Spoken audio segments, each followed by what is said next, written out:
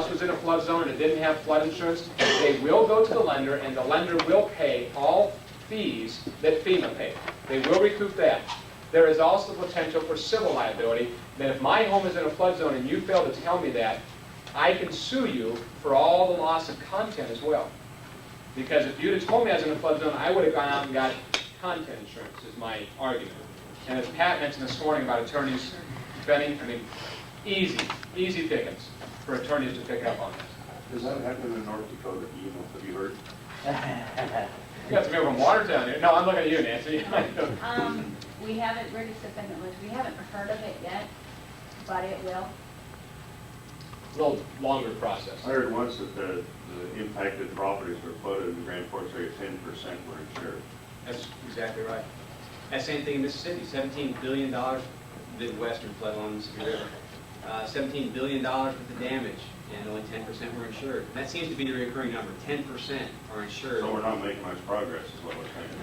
It's going to take. So I'll tell you what, 1998, I will bet there will be examiners. You will find, because this thing came out January 96. We gave you a little warning time, let you all go through one exam of warning shots. You better get this right. And now they're going to come back and they're going to hammer it. I mean, it's coming. There's no doubt. I'm not saying in a threatening way.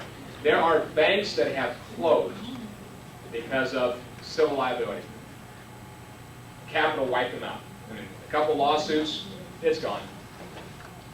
Somebody had a question over here. Yes. Are you saying then that we should go back through all of our loan files and make sure this special flood, in other words, review them with the map, get this determination? If you have the form completed, you're saying? No. You don't have any form. I would say, yeah, you need to do a portfolio review and get these forms in there. Now, it didn't start until January 96. Right. So there's your Say date. So anything prior to 96? You, in a sense, have liability. You didn't have to fill out this form.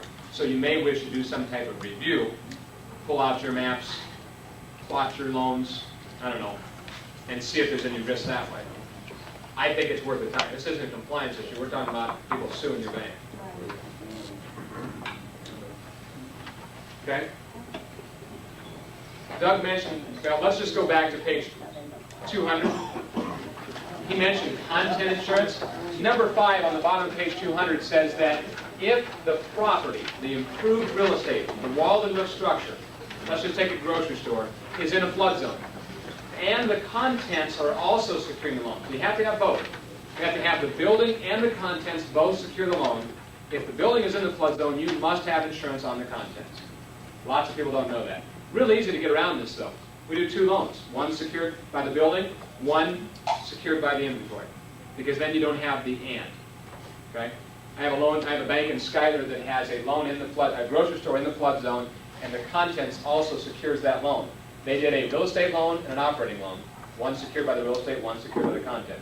Really easy to get around that. Okay? It's not hard. The insurance for contents, because inventory is constantly changing, is kind of a difficult deal. Let's take it more to ag. You got a grain den in the flood zone. If a farmer puts grain in there, and that grain also secures that loan because you got one of those barnyard security agreements, that grain must be insured for flood insurance. Okay? Growing crops can't be insured, but grown crops can. They will. Trying to think of a couple. I've got who made McCook? McCook back here. I got a bank in McCook that has an airplane hangar in the flood zone. It's got to be insured. The airplane in the hangar can't be insured. Okay? Machinery and equipment in the open, basically, they say, or machinery and equipment can't be insured. Growing crops, center pivot systems, those things aren't insurable. My question, or my answer to you, if you're saying what can be insured and what can't, call your insurance agent and ask them what is insurable. Okay? Bottom of page 201. Prior determinations I want to hit on just a little bit more. The idea is we already have done a standard flood hazard determination form. We did one in January 96. We filled out one of these.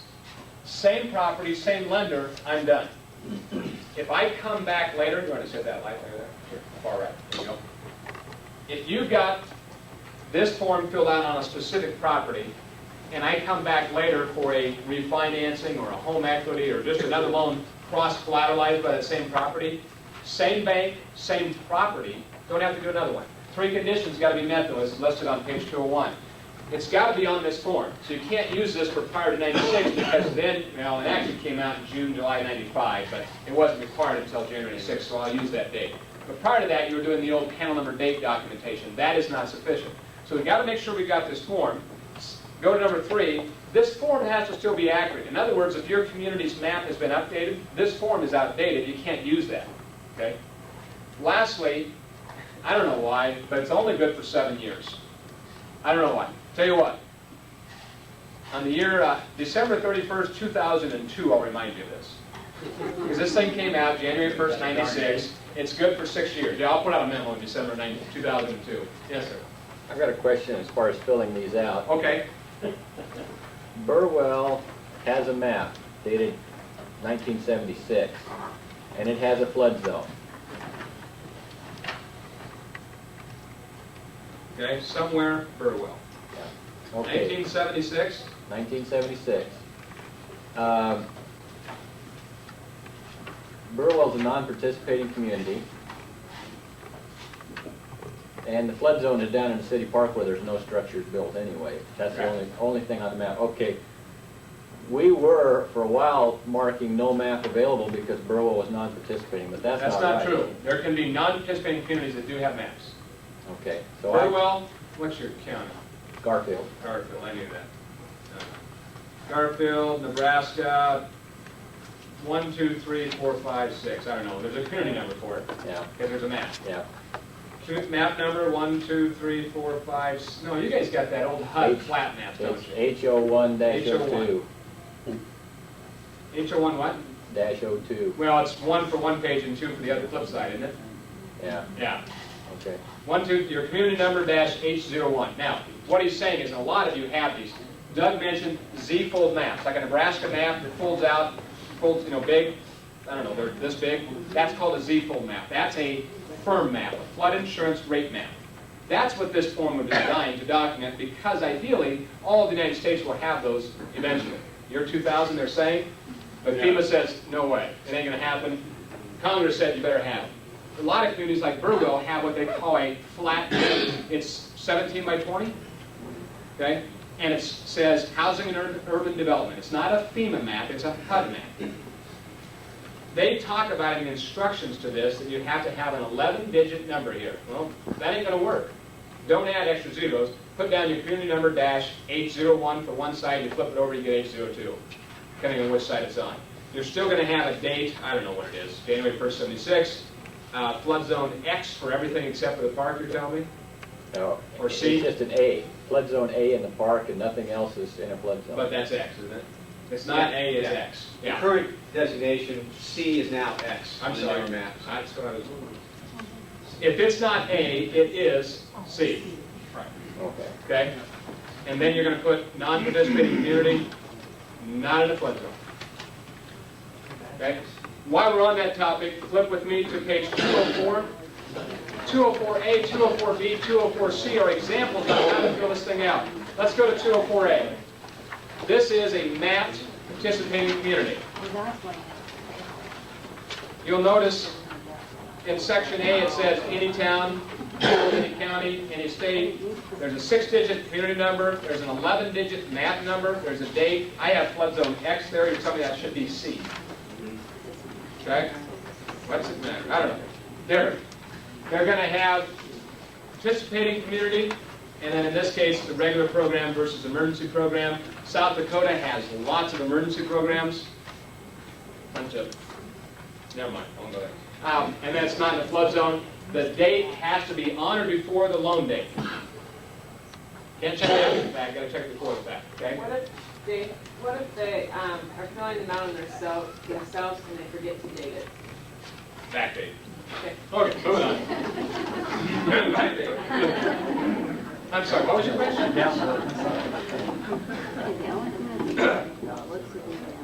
204B. 204B means it's outside of the city limits of Burwell, but it's in Garfield County, which let's say is just a map county. Got a whole bunch of maps probably because it's a big county. You need to write down basically the same thing. The only thing that's changing here is the community name is then going to be Garfield because it's outside of the city limits. but outside of any city limits. Once you get inside of any city limits, the community name is the city limit name. Follow me? If you're outside the city limits, it's the county name. Okay? So watch, even though Central City, for instance, if the city limits, I have seen a lot of maps where the property is right here. You can't use the city map for that. You have to go to the county map, because even though it's really within inside the city, legally it's outside the city limits. The map only represents that city limits. So you need to go to the county map. Okay? No difference on 204B really there. 204C is a lot of you don't have a map. You have to fill this out and still using it. If it's inside the city limits, you're going to put down the city name. If it's outside any city limits, put down the county name. If there is a community number, which there can be, non-mapped, but they still have a community number, because at one time they were or something. But otherwise, you have to put in the word none, if there is no community number. Now, how do you know? Community status books, which I'll come back to in a minute. If there's no map, you have to put the word none. There are cases where there's a community number, but the map is none. Okay? Then you're going to leave the date blank, as I show on 204C, and you're going to put down no map. You're going to mark this box, no map. Okay? Don't put down flood zone no. Okay? It's a letter, A, B, C. Right? Or sometimes you'll see D means undetermined. Right? That one blew me away. Undeterminable. Undeterminable. Okay? If there's no map and they're a non-participating, they're probably a non-participating community and not mutually exclusive, but in my case here in section C, I mark down non-participating, and then they're not in a flood zone, because you don't know. Now, I used to tell you, if you've come to my seminars in the past, you should mark yes or no if there's no map, because how do you know? Well, they've changed the form to say, is it in a special flood hazard area, meaning a zone A? Well, if there's no map, the answer is no. Okay? Yes, ma'am? Do you have to disclose that it's not a non-participant community when there's no map? Yes. Well, there's not 100% correlation there, although pretty close. Just because there's no map doesn't mean they're non-participating.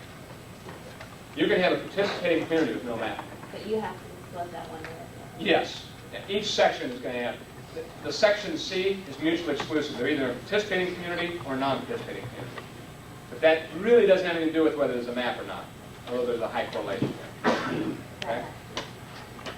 So, yes, I mean, I could put 100 different scenarios in here. That's probably the top 3 that you'll see the most. Okay? If you're filling these out yourself and want, you'll fax these to me, I'll look at them and make sure they're filled out correctly. I have community status books for every state represented here, and I can check these out. Okay, back to community status books.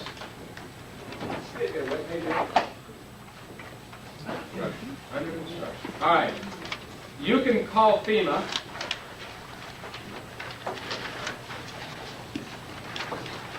At 800-358. I think this is in the book, you know?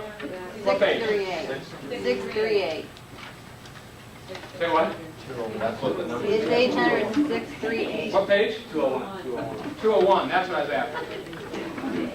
Page 201, community status books, 800-638-66. Oh, I'm looking at the wrong one. That's what I thought it didn't look right. Yeah, but they must have. They have changed the number. It's 358-9616. This is real new. I'm always updating my book. 358-9616. However, community status books will charge you $5 per state to do this. If you have access to the internet, go to www.FEMA, this is pretty intelligent, .gov.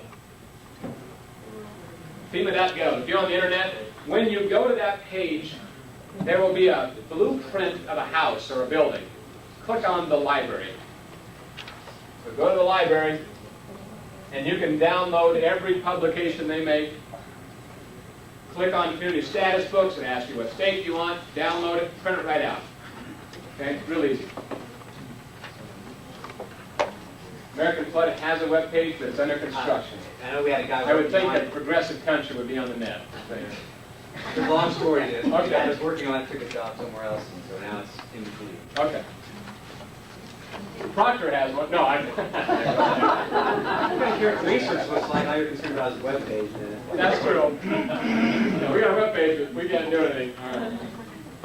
Okay, I am not going to badmouth any company. I do want to point out, if you use Proctor, which a lot of banks represented here do, one thing I want you to go back and pull out your forms is, when there is no map,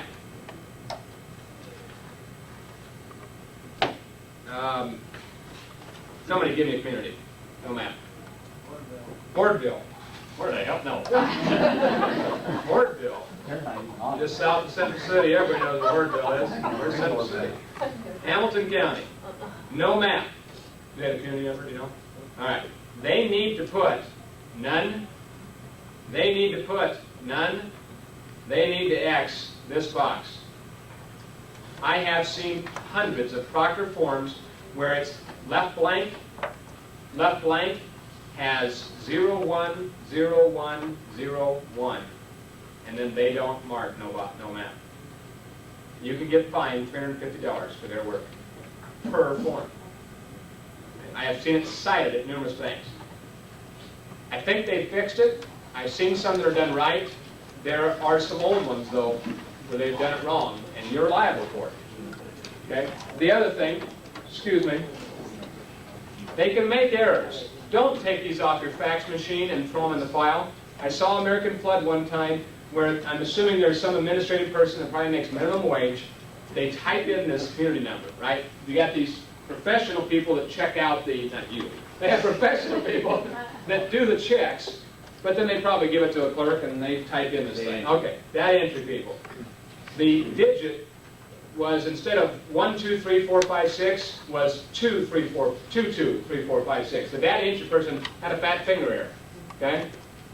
This whole thing was a completely different state than the property was supposed to be checking out.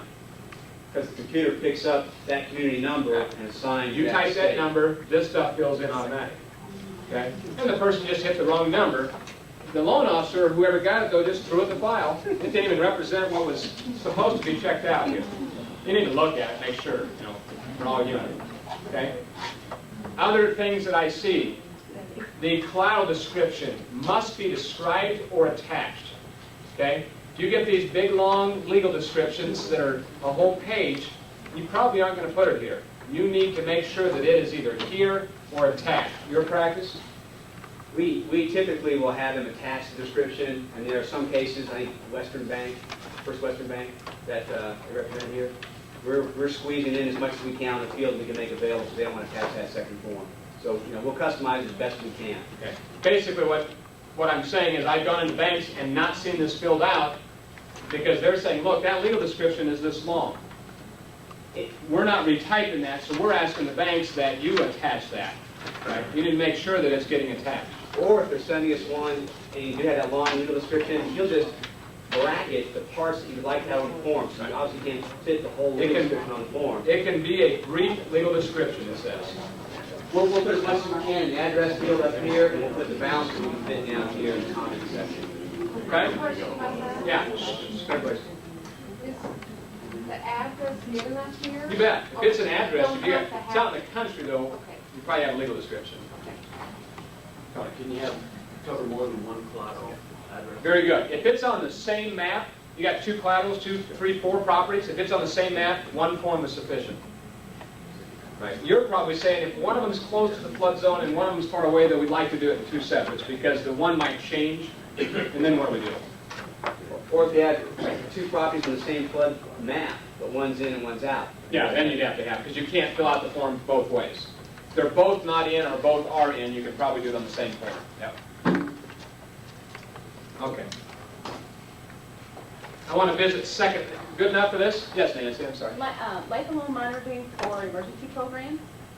What if the counties that went in last year don't fill out their paperwork? Do you notify us So, that they didn't? Yeah. I mean, If there's a change, our community status book changed probably Lots. 5 to 6 towns or communities a day in February of last year signed up. I mean, it was just, you couldn't get it off the internet fast enough. But when those communities now had a year to do all their, or whatever that time frame is, the study. yeah, if they don't do any of that, then do you tell us that if they don't do any. Let's, I tell you what, let me just do this with your question. Line to it. The question is not just that. Doug, you're checking out, American Flood is checking out the status of this property. How are you going to let me know? What does American Flood do? If it changes, Oh, so like it went from monitoring? emergency to regular, it went from emergency to being kicked out, that type of thing. Yeah, well, we go ahead and we have, for monitoring for life of loan, first of all, we have two systems in place.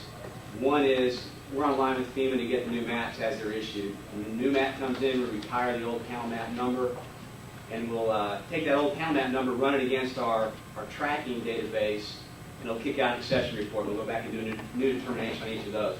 And we also have an electronic disk that has the most current FEMA information on it. It's updated every 30 days. We'll run that against our tracking system. It'll kick out an exception report saying these are loans that reflect other than the most current information from FEMA. And that's how we track our life of loan. Don't you send out some kind of quarterly statement that says these Yes. changed? That's what I meant. Yeah, we have a life of loan quarterly report, and I think we're the only company in the industry doing this. So I'm aware. Okay. That rather than just telling you and promising you we're monitoring for life of loan, each quarter you'll get a statement saying these are loans that were affected by a map revision for the prior quarter. The top half of the report shows loans that were affected by a map revision that changed the status of the collateral from out to in, most likely. The bottom half looks and shows you loans that were on a panel that was revised but didn't change the outcome of that determination. Let me just stop there. From an auditing standpoint, that's why I say American Flood. From an auditing standpoint, how do I know, Bruce, what company you're using if they're doing anything or not? No, because they said they would. No. It's To amazing. me, I want to have an affirmative yea or nay, not just if bad, like they went in. And that supplements the fact that within 60 days of a map revision occurring or a change in status occurring, community status change, that affects the collateral, we'll go ahead and issue a new certificate on that particular piece of collateral. But the quarterly life of loan report is just a supplement to that individual certificate that will be issued.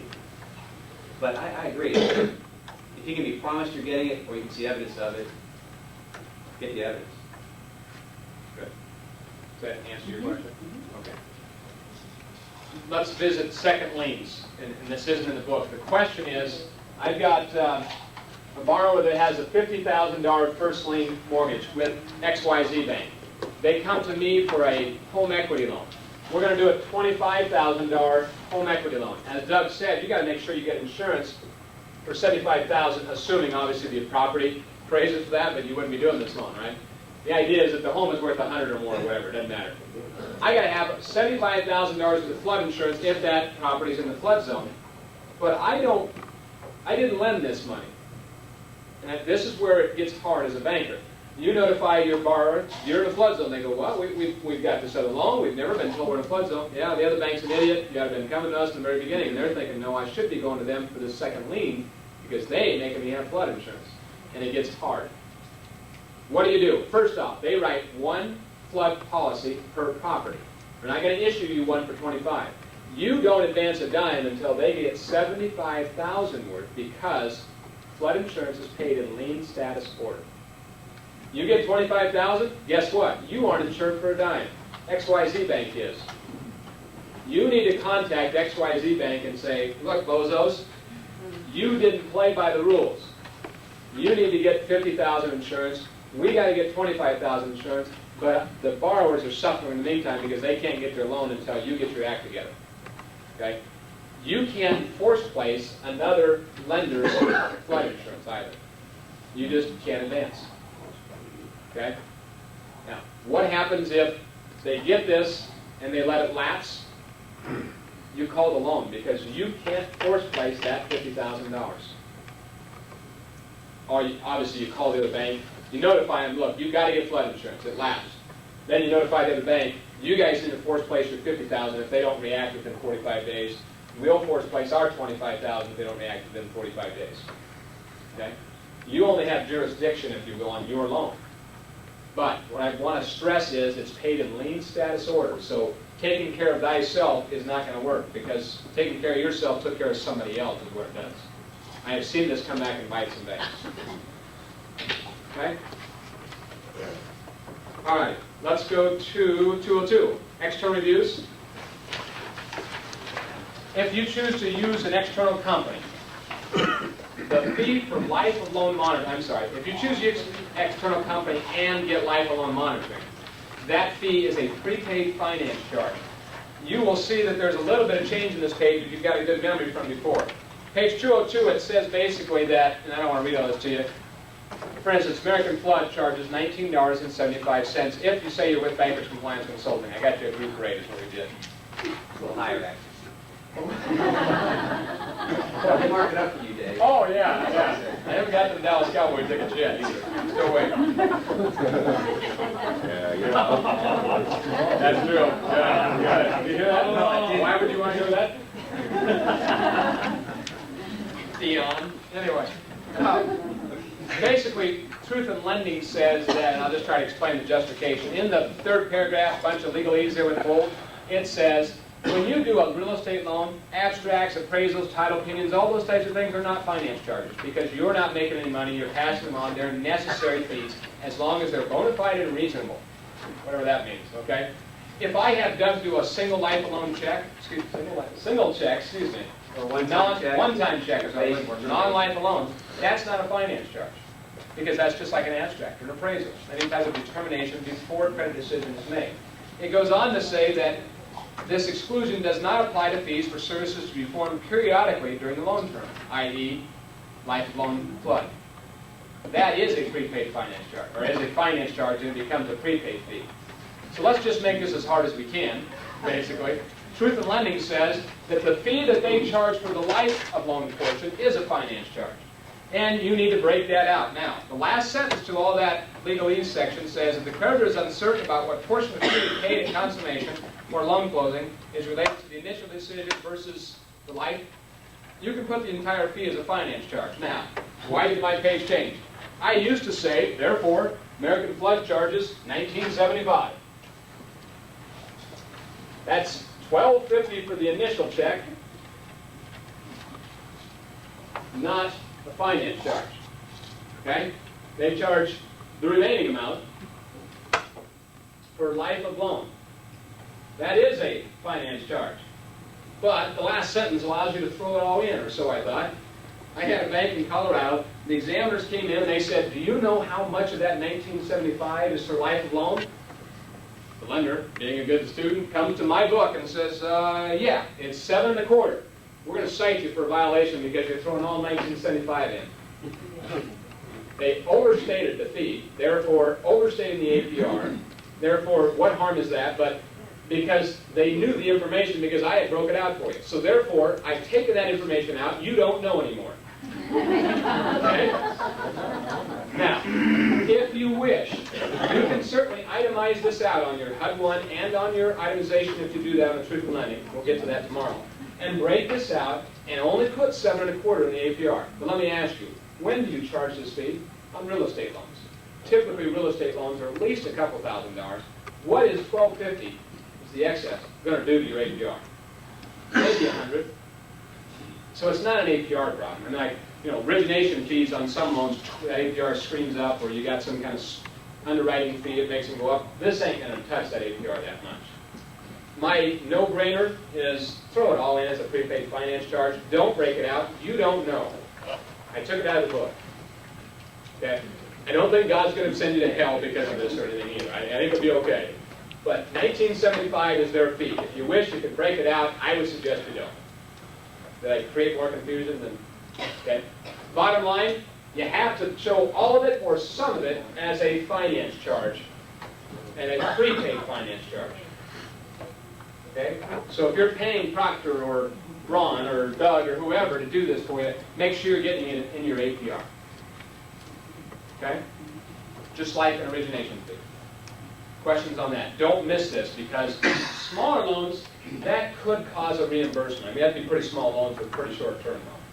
But that's where money comes out of your pocket types of things, and we don't want to go there. Okay? That's what it says on page 202. I'm sorry? Is that a change from what it used to be? 1974 that was written. It never came up because life alone had never been heard of until 95, 96. And no, it's not been a change since then, but most banks didn't catch this. Because we thought upfront fee. Like abstract appraisal? Yeah. If you got lucky by the examiners, we're all set. Examiners didn't pick up on it for whatever reason. Congratulations. You said call it a prepaid finance charge? Yes. My suggestion, all 1975 is a prepaid finance charge. You want to be technically correct about it, break it out, 725 is a prepaid finance charge. Or if you're using Proctor. See, the thing is that Proctor says we can't tell you what the breakout is. So it's all a prepaid finance charge. American Flood says we know this is what we charge for one-timers. So everything above that is a prepaid finance charge because the rest of that be for life alone. Okay? I think so. And it is there. If you're unsure, you can throw it all in. Because it's an overstatement. Okay? What about the ones on secondary market where you know, the ones where you're going to sell the secondary market and you only are getting initial searches, not life loans, and you disclose that on the loan, you sell it, if he gets it later, you only have the $12.50. Is that what you want? You're saying that you charge $12.50, but Right, Maple because- Park adds later? Well, no, Maple Park doesn't want a life loan, okay? They only want the initial. They're going to Okay. get a life loan later. And they do it, yeah. So, in a Maple Kickbacks Park that go in there. instance, Anyway, in a Maple Park instance, do you put the 12, do you put it in the prepaid? no, I wouldn't. If you're doing one-time checks, that's not a prepaid. Just like an abstract or an appraisal or a title payment. Can they collect a total, say you're paying $22.50, whatever it may be for life loan termination, or $12.50 for one time, and you're getting net funded, aren't you? $8 to $12 if you send them a one-time termination? Or are they taking one time and not net funding you anything? I don't think they're that funny. Okay. In So some cases, your borrower does not pay it to you. You don't know anything about that other part. You just know we collected $12.50 for the one-time check, and that's all you know. Right. Not a finance charge. And if you Life put- alone is a finance charge. And if you put it there, you. That would actually be a violation. It wouldn't be reimbursable because you're overstated. It'd just be off. And actually, it may not be a violation even. That may not affect the APR enough to be wrong. It would be an itemization wrong, or no. It may not be any violation because it might be small enough that it's incidental. But if they're digging. I'll cite it. I'm always digging. No. If you're not doing life alone, it's not a finance charge. Do you all understand that? If you're doing life alone, my suggestion is don't break it out. Put it all as a prepaid finance charge. If you want to break it out, you can, but just this portion then is a prepaid finance charge. Okay? While we're on page 202, let me hit one more thing about escrows that Doug didn't mention, or he did. I want to emphasize this. If you look at number 1, the second paragraph says there are some types of loans that are not RESCO loans but are still subject to these escrow requirements. For instance, residential real estate, it says any real estate used for residential purposes. That's how the Flood Insurance Act defines it. That can be a 5-plex, right? That can be a 4-plex or 1-plex on 30 acres. In other words, non-RESPA. RESPA is the thing that requires when you escrow that you give disclosures. Okay? Now again, we're not talking about voluntary, we're talking about required escrows. But if you're doing a commercial apartment building, okay, it's a residential property, 30 apartments to it. If you escrow for the taxes and insurance on it, you have to escrow for the flood insurance if it's in a flood zone. So there's a little difference between RESPA and flood insurance when it comes to escrowing. Okay. So let's read that second paragraph.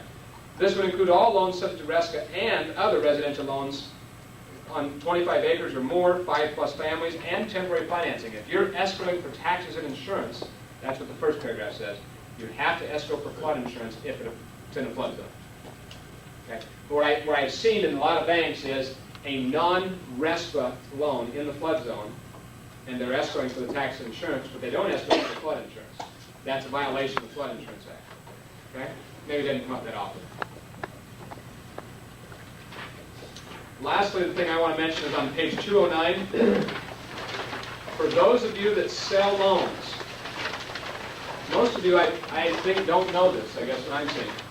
If you make a loan and it's in the flood zone and you're going to sell that, you have to notify the servicer, First Commerce, Maple Park, whoever, that they're in a flood zone. And they're supposed to sign the notice just like the borrowers, 10 days prior, that says, we realize they're in a flood zone. The servicers are supposed to get that notice. To be honest, I have yet to see this cited.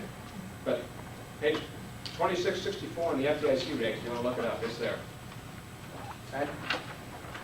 Other questions on flood insurance? Yes, Becky? Doug mentioned earlier about the borrower that comes in and needs to have his phone in place in 2 days. Yes. Could you get flood insurance in 2 days? Or is the binder good? Ah, I'm glad you brought this up. The old 30-day wait, right? Nancy, would you like to know? The 30-day rule does not apply to any time that there is a flood insurance request for any making, increasing, extending, or renewing of a loan. If the bank calls up the insurance agent and says, we need flood insurance now, it is in place now. If I just decide I want to get flood insurance because the creek's rising, it's 30-day wait. But now, don't go there. Watertown. First week of March, I'm in town. The bank's closed because they just evacuated 5,000 people because there was a flood. Great time to be in the bank, I tell you. I'm here to do an audit. They aren't even there. They closed the bank down. We've got flood everywhere. They got people not in a flood zone A, don't have flood insurance, that hear this. They go to their insurance agent. We want to buy flood insurance. The insurance agents say 30-day wait. Unless you go see Nancy at the bank and she makes you a home equity loan. Then we can give it to you today. Guess what? Nancy gets 120 phone calls that day for $2,000 home equity loans. So they can justify, okay? I'm not a lawyer, but I think this doesn't smell good, right? So we contact Doug and said, what do you think of this? He says, I'm not a lawyer. Let me get some. I was pretty impressed with this. Within 30 minutes, 2 lawyers from American Flood are on the phone back to the bank on a conference call with us and said, we can cite you all sorts of civil court case law that says if you do this and it's not a bona fide lending request, you can get in big trouble. That was a nice help, I mean, to have that back there. So the rule at the bank that day was, if it's truly bona fide, hey, maybe they need to go out and buy sandbags. Then we'll make them a loan, and then they can justify getting flooded. But the loan officer had to make a determination just here because, you know, and really, you're the one that's going to sit in front of the jury and decide, and they're going to decide whether it was bona fide or not. And so it's kind of up to the loan officer's discretion. That don't come out very often. But the 30-day rule does not apply, and I have heard that from many, many insurance agents falsely. It's in this book. 30-day wait if it is not in connection with the making, increasing, extending, or renewing a loan. We wrote a 30-day unsecured note.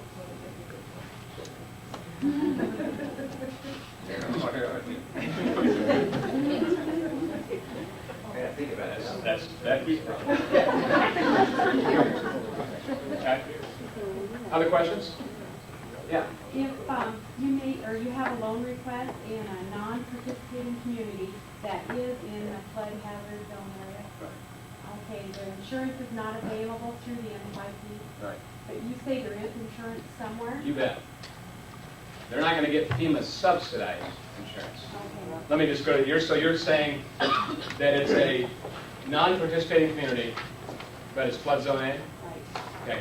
I can certainly require them to give flood insurance, and that's just a requirement of mine as a lender. Zone B, Zone X, Zone C, it doesn't matter. I can always require people to get flood insurance. And it's certainly going to be cheaper for Zone Bs and Zone Cs and Zone Xs than it is Zone A. But if you're in a Zone A non-participating, you can't get the FEMA subsidized. Now, I don't have any dollar figures. Maybe some of you can give me some help. $50,000 home loan in a participating community, $350 a year? Anybody? 400. 400? More. Well, they just raised the fees. Okay. Give me a one. 80, 20, I don't know what. For how much insurance? Just what was said, 50,000. 50,000, roughly? Central City is like the flood capital of the United States. I mean, we haven't flooded for a while, but it's black, northern half, so I'm picking on Tony a little bit. $400, does that sound right? $50,000 flood insurance. What's it for non-participating? It's over 1,000. Okay? So that FEMA subsidized program, in a sense, gets you 60% discount or more. Okay? Yes, you could say more risk than the average loan because you're in a flood zone, right? What's the chances that it's going to flood? 1%, no, 26% chance during a 30-year mortgage. Why would we want to make this without having flood insurance on it? What happens when you don't? But it's going to be costly. No, the regulation says you don't have to because it's unduly harsh because of the expense. I think that's the justification. I don't know. I'm making this up as I go. But you can still make that. I do that a lot. If Paul close. Sound good? All right. Okay. That's right. No.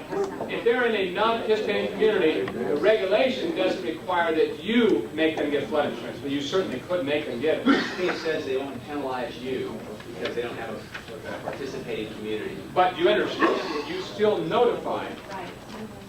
okay? And there is a notice, You wanna hit that light? something they have to sign. Yes. Let me just go through this real quick, and there's a copy of this. Now, everything up here is in your book, so I don't know what good this is, except I can point at it a lot easier. This thing says you're in a participating community. This thing says you're not in a participating community. But the whole thing says you're in a flood zone A. Okay? Must be signed. It's supposed to be provided to them within a reasonable period of time. The commentary says 10 days. Or no later than commitment if commitment to closing is less than 10 days. So make sure you get it signed, make sure they're Xed in the boxes. One thing that drives me nuts, this thing does not have to be signed. It's not for their eyes, it's for your eyes only. There's nowhere on here that there's a signature block. Lots of companies add that for some reason. Yes, sir, somebody back here. Yeah, why does not a community participate? I'm sorry, I missed your question. Why does the community not? Why doesn't a community participate? Because FEMA requires that community to build dikes and do improvements, you know, things like that to reduce the risk of flood insurance. And the community is going to say, look, is Merritt County still participating?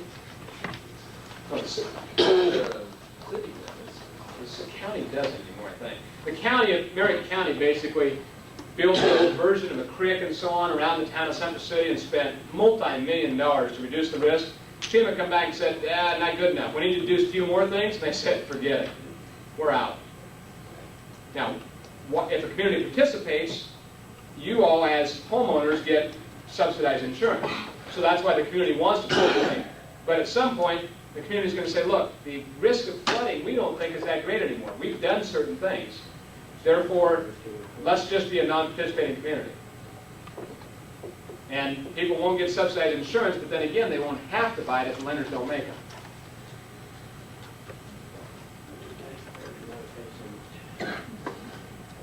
Okay. This is the thing that has to be signed 10 days or a reasonable time. If you do it 9 or 8, you're probably okay. But it's reasonable. The idea is, do you have an insurance agency in your bank? Oh, Dave, we forgot to tell you in a flood zone. Tell you what, we can't advance this loan until you buy flood insurance, but Bob down the hall here can help you get that. And it's $800. You know? That's the idea. Give them some time to shop around for it. Other questions? Yeah, a manufactured home that is anchored only is not within the act, right? Pat? The question is, I'll tell you what, go back to page 201. I saw that. Yeah. You have hit upon the area I wish everybody would ignore, because I don't know. No, I want you to go here. But maybe it's not. The layman's term is a walled indoor structure. Sounds like a mobile home to me. In the verbatim italics here, mobile home means a structure transported in one or more section, built on a permanent chassis and designed for use with or without a permanent foundation when attached to required utilities. So it sounds to me like it needs to be off of its wheels and hooked up to water and gas and electric sewage. Okay? But yet, if my mobile home floats downstream, can I sue you? So are you going to say, that's not a mobile home that's tied down? I'm sorry, I don't want to say tied down because that's not there. That's not a mobile home that's hooked up. I don't have to play by these rules for that. I think you check it out. And if they're in, you let them know. But I'm not saying that's the reg necessarily. The reg says, I'm not sure what that says, actually. To be honest, I can't even make up stuff on this. It's built on a permanent chassis, so in other words, it's taken off of its wheels. Okay, it's not going to roll down the street next week. Designed for use with or without a permanent foundation. In other words, I don't think there has to be a concrete slab down. That's the permanent foundation. I don't read where this thing says it has to be tied down, but I got a bank in Wall that sent me a letter one time that had FEMA letterhead on it. I'm sorry, BCC letterhead on it. It said it had to be strapped down. Yet it wasn't signed by a single person, so I just made it up myself. Pretty good forgery, but anyway, no. And hooked up to utilities.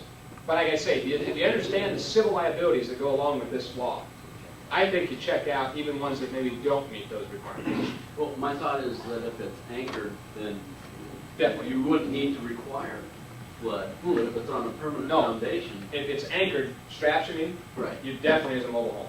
It has to follow these rules. Almost homes take the wheels off of the You definitely. But not all mobile homes are tied down. I think statewide, it is made mandatory. Yeah, what's gonna happen if the thing floods and you don't have insurance on it? Who's gonna lose? You. Well, no, all I. Wait, we're going another issue. Hang on a Yeah, minute. all I mean is, I thought it says here that in order to be under the regulation or under the act, it needs to be on a permanent foundation. Anchored is not, is that a permanent foundation? I don't think so. You're saying. Yeah. I'm saying it's not covered. No, if it's tied down, it's definitely covered. Because it's built on a permanent chassis, with or without use for permanent foundation, doesn't matter. What about the last sentence?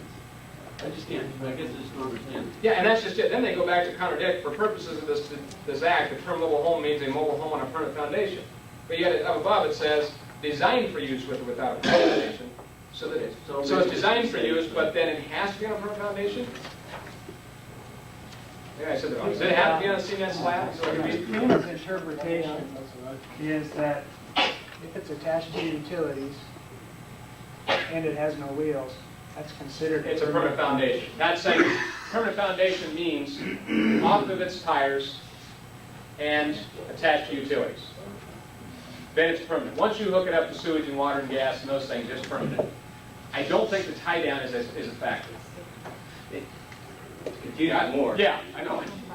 In the book here, it says, to be eligible for coverage in a special flood hazard area, a manufactured home must be on a permanent foundation and meet specific anchoring requirements. Yeah. But Whatever that's not those in the are. reg, and that's what confuses me. Now, here is where the reg can add more than the act. That's the act. And the reg doesn't say tied down. Again, if you find a mobile home to be in the flood zone, go to the flood insurance agent. Can they sell flood insurance unless it's tied down? The insurance agent should know that. And maybe it's no. And that would come back to the act. And insurance is sold for the act. But I'm saying you still got to complete a standard flood hazard determination form, because what I have on page 201 is the reg. And they may have added something to it. They took out the tie down part. I tried to get around that, Tony. Thank you very much. No, that's a gray area. Yes, ma'am. Okay, if you, in a prior loan, did a flood determination, they're in the flood zone, gave them notice, they bought insurance, they come in to refi that loan, you do another determination, since you know they already have insurance, do you have to give them another notice? Yes. Question is, every time I make, increase, extend, or renew a loan, I do a standard flood hazard determination form. Now, maybe I've already done one, I can rely upon a predetermination, but I always give a notice Even though you know they within already a have. reasonable period of time. And a lot of times you do a renewal same day, right? It's dated that day. Yeah, see, it's administrative, but that's the rules. Yeah. Just a couple statistics. I don't know how many of you have seen. The FDIC released the top violations for 1996. They came out with some statistics. Not completing a standard flood hazard determination form, number 3 on the list. Okay, so they're looking for it. Not having flood insurance was 6th or 7th, I don't remember that. somewhere down there. Okay, they're looking for this. Yeah, and I think it's going to get harder. You know, not the rules, they're just going to be harder on it, is what I would say. Okay. Other flood insurance questions?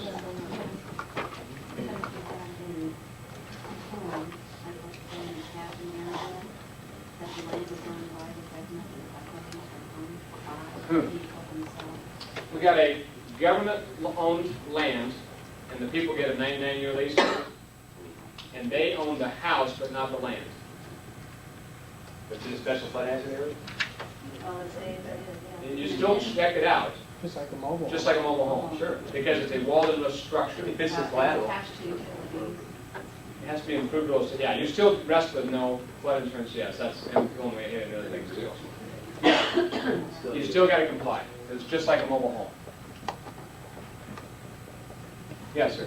Would you recommend, we was on Laser Pro and they didn't come out with their flood hazard determination notice until partway through the year, at least to our bank anyway. Would you recommend that we go back to the beginning of the year of '96 and pick up all those that were missed. So you're saying you guys didn't know about the rules until Well, July? they probably flew on by our heads. Have you had an exam? Yeah, we've had an exam, they said, well, you know, that we was in violation up to that point, and they could see that we got that from that point on. Again, I think I'm going to look for the risk side of it, the civil liability, That's what I was wondering. but I don't know that I'm going to go back and fill out forms just to fill out forms. Because the regulatory side of it is what requires the form, and the forms, they're done. The act's going to require that you have insurance when applicable.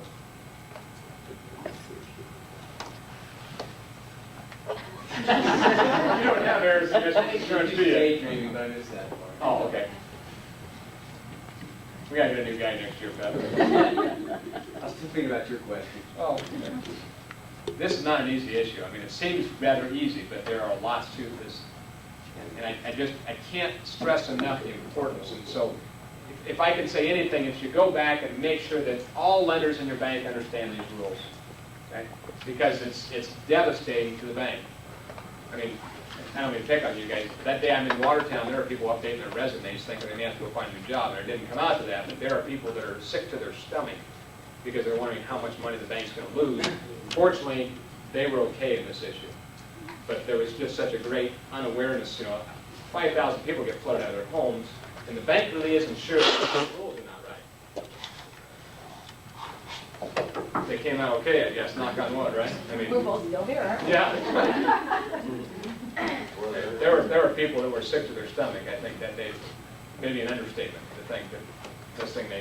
It is my understanding, this is purely hearsay. Gentleman in South Dakota that I know that owns several banks indicated to me that Community First, is it, out of Grand Forks? Is that right? Fargo.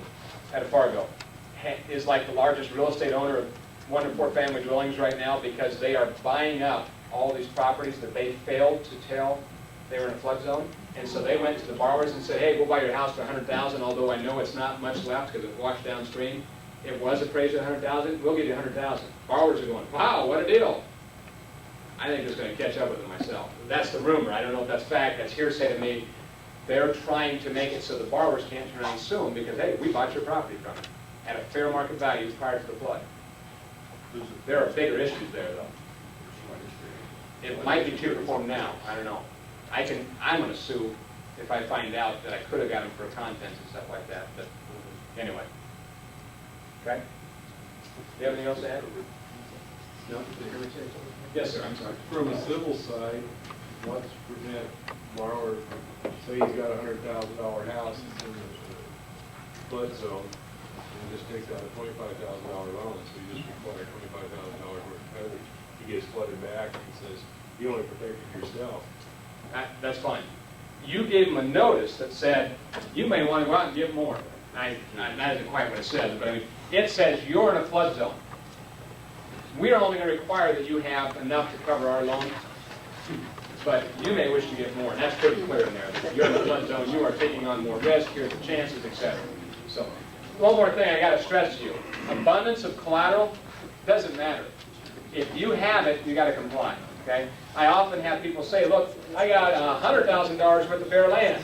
I got an $80,000 loan. I don't need that house. Well, then release it. If you got it, you got to get flood insurance on it. Yes, ma'am. So going back to the loan that's secured by multiple dwellings, I have $150,000 loan. I knew it was coming. Okay. Secured by 6 dwellings, one of whom is in a flood zone. How much insurance do I have to have on that? Okay, I got 6 houses. Where's my flood zone? Good. Way back. What's the loan amount? $125,000. $125,000? What's the value of the houses? 200. Divide something by 6. Give me I'm sorry, you picked it up with it. 50,000 each. 50,000 each. Thank you. Well,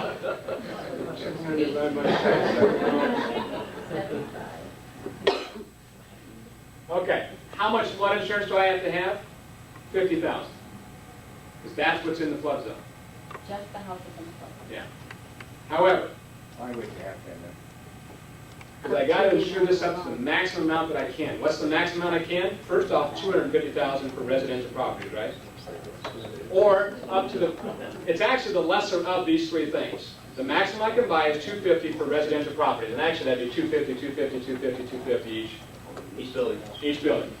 Or the amount of the loan, or the maximum value of the property.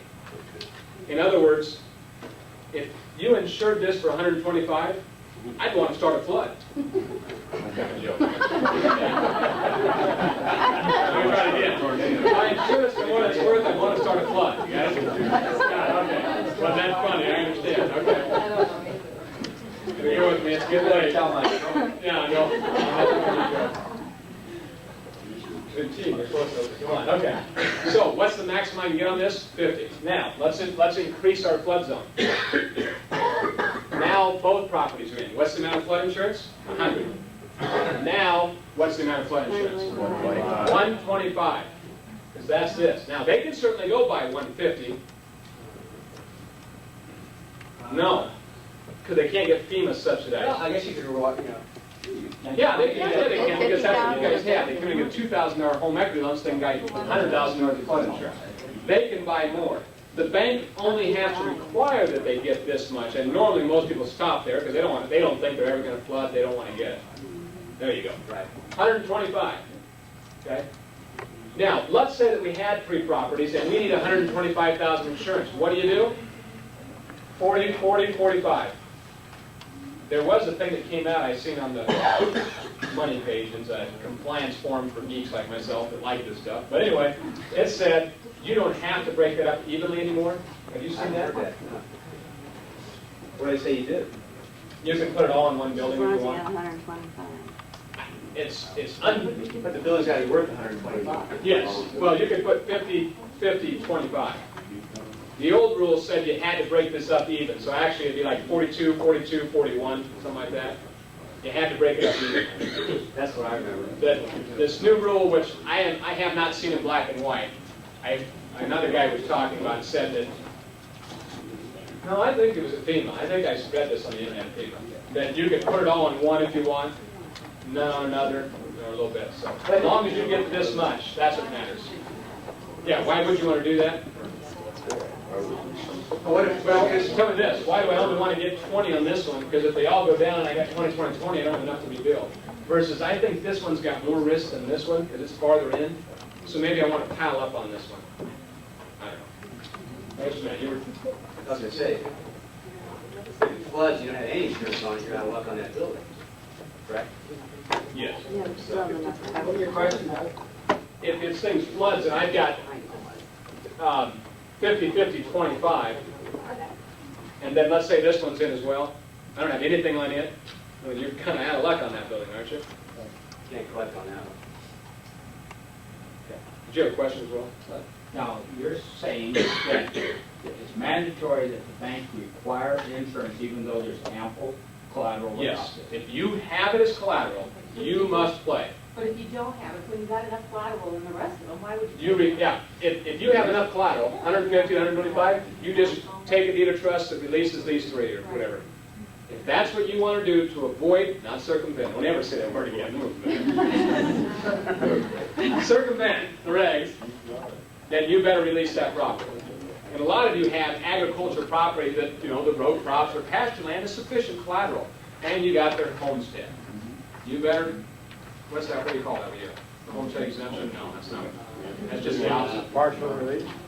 You better do a release. You better do a deed of trust that cuts that property out, that removes these 3. Or you got to play. Gotta play. Then you got to have a survey, and you got to do all that. When you're saying gotta play, it's more than just serving the notice. You gotta have the You got to make sure they get the insurance and all that kind of stuff. Yeah. If this was our scenario, I felt comfortable with my 150 collateral, 125 note. I'm going to release this. I don't have to play by these rules anymore. I still have to complete a standard flood estimation on these 2 properties, not the flood zone. But if I don't release these 3, I've got to get insurance, even though I got plenty of collateral. This is an abundance, yes, but I got to get insurance on it. No exceptions. Yes, ma'am. What if part of the borderline and you're going to build it up? And you go through all that process? Yes. Go through the. once again, it does mention this, you and everybody else except for FEMA is limited to a 2 north-south, east-west determination. You hold the map up against the wall and you say, are they in it or are they out of it? That's all you can do. You can't say they're this way. Three-dimensional, you can't go there. FEMA can. That's the only key. Don't let the county person tell you, they're not in the flood zone, except now, you mentioned something new to me. Another map with vision, the county. Yeah, it has to go to the municipality, because they have to come out and verify that bill's in place. Yeah, but does it still get blessed by FEMA? Oh, yeah. Oh, okay, I thought you were saying you have to go through FEMA. No, you go to the, FEMA is the only one that blesses it. right, it goes to the municipality, and the municipality there in turn goes to FEMA with it. Okay. I never understand why this takes 2 hours, but it does. It's amazing. Yeah. Okay, good stuff. Any other flood insurance questions? All righty. I am not certain. You can cut. I am not certain you can leave your stuff here.